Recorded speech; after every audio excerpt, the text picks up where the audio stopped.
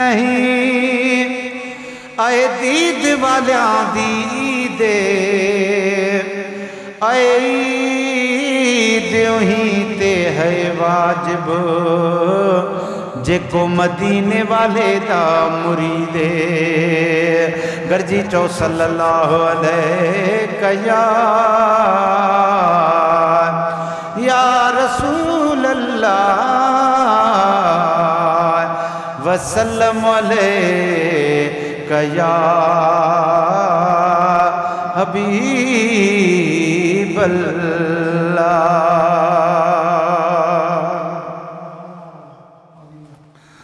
आय है कदर करे अबे जो जियरे वरी को नहीं दई खबर को न पहुँचई जॾहिं हिला हितण भी दई। ओ नौजवान खुदा जो कसम अल्लाह ताला फरमाए थो त जेको जंहिंजी दुआ क़बूल न थींदी उहो अबे अमड़ जो बेअदब आहे। मूंखां बाद में जेको बि बेअदबी कंदो अॻ में शिरक आहे पोइ वालिदैन जी नाफ़रमानी आहे। चओ सुभान अल्लाह। है कदर करे अबे जो जियरे वरी को नहीं दई खबर को न पहुँचई जॾहिं हलिया हितण भी दई। है कदर करे अबे जो जियरे औलाद ख़ातिर अबे मांखे झिड़कियूं दड़का ॾे थो ज़ाल जे चवण ते बाबे जी जल खां बेज़ार तूं थिए थो। ज़ाल जे चवण ते बाबे जी जल खां बेज़ार तूं थिए थो।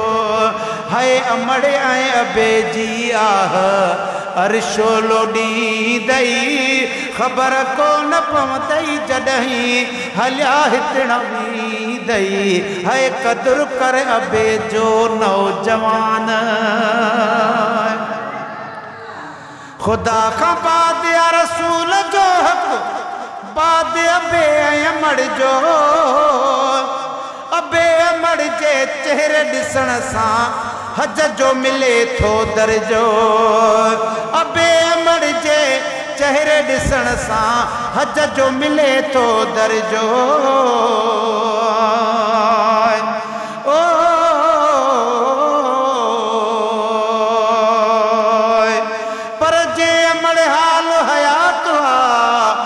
हज ते तैयार न थियो तुझे लाइ हज अकबरिया पुट तुझो माउ ऐं पीउ फोट चवनी त बिजी जल के तूं चवजी गुलाम नबी क़ुरान में आ हुक्म आयो ही तव्हां हिन माउ ऐं पीउ जीअरे बिश्त जहान में।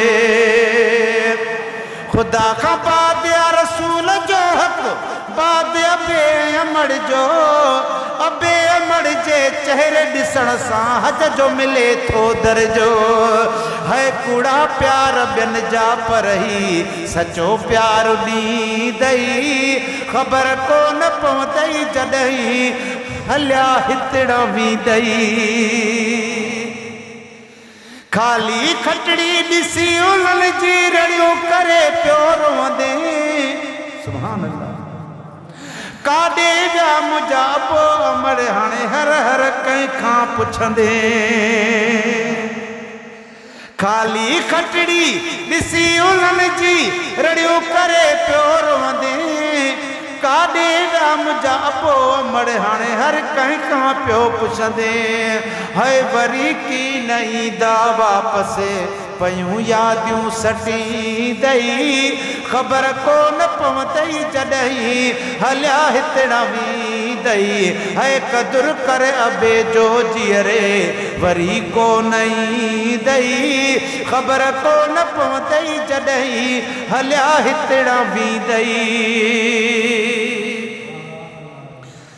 सुमिरा लियाकत अबे अमड़ जो पिटियल सिधो न थींदो बाद में वेही रोई रोई पयो सजण सोचींदो है कयुम शाम है हाणे अचे याद वींदई है कयुम शाम है हाणे अचे याद वींदई ख़बर कोन पवंदई जॾहिं हलिया हितड़ वींदई है क़दुरु करे अबे जो जीअरे